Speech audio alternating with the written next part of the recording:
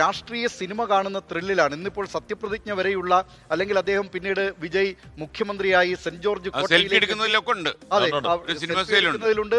ആ saint George കോട്ടയിലേക്ക് നടന്നു വരുന്ന ആ അവിടെ ഗാർഡ് ഓഫ് രാഹുൽ ഗാന്ധിയുടെ കണ്ണുകളിൽ ആ കൗതുകം ഉണ്ടായിരുന്നു. അതെ, അതിനുശേഷം SKN ആ കസേരയിലേക്ക്, മുഖ്യമന്ത്രി കസേരയിൽ, ആ തമിഴ്നാട് സെക്രട്ടേറിയറ്റായ സെന്റ് ജോർജ് കോട്ടയിൽ മുഖ്യമന്ത്രിയുടെ കസേരയിലേക്ക് വന്നിരിക്കുമ്പോഴുള്ള ആ രംഗവും ഒരു സിനിമയിൽ, സാധാരണഗതിയിൽ മുതൽവൻ എന്നുള്ള സിനിമയിൽ അർജുൻ വന്ന് ആ രംഗത്തെ ഓർമ്മിപ്പിക്കും വിധമാണ്. ഒരു മുഖ്യമന്ത്രി കസേരയിലേക്ക് ഒരു നായകൻ, നേരത്തെ അഴിമതിയൊക്കെ ചോദ്യം ചെയ്തിരുന്ന ഒരാൾ അവിടേക്ക് എത്തുന്നു. ഇനി കാലം തെളിയിക്കേണ്ടതാണ് വിജയ് നല്ല മുഖ്യമന്ത്രിയായിരിക്കുമോ, അടുത്ത തെരഞ്ഞെടുപ്പിൽ ഈ വിജയം നേടാൻ കഴിയുമോ എന്നതൊക്കെ. ഇപ്പോൾ സിനിമയിൽ നിന്ന് കിട്ടിയിട്ടുള്ള ഒരു വലിയ താരപരിവേഷം വിജയ്ക്കുണ്ട്. അഴിമതിക്കെതിരായി പോരാടുന്നയാളെന്നുള്ള പ്രതിച്ഛായയുണ്ട്.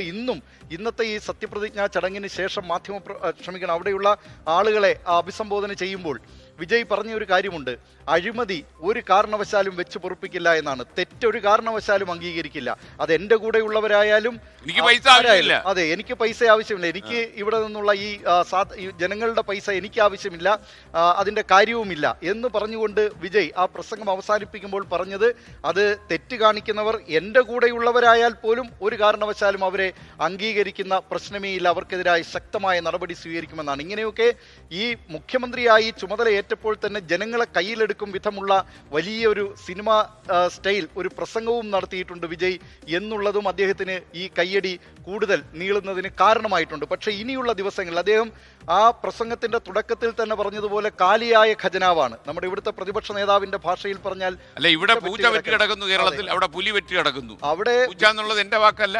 അതെ, അവിടെ വിജയ് പറഞ്ഞത് ആ ഖജനാവ് വടിച്ച് വൃത്തിയാക്കിയാണ് ഇരിക്കുന്നതെന്നാണ്. 10 ലക്ഷം കോടി. അതെ, 10 ലക്ഷം കോടി രൂപ കടം.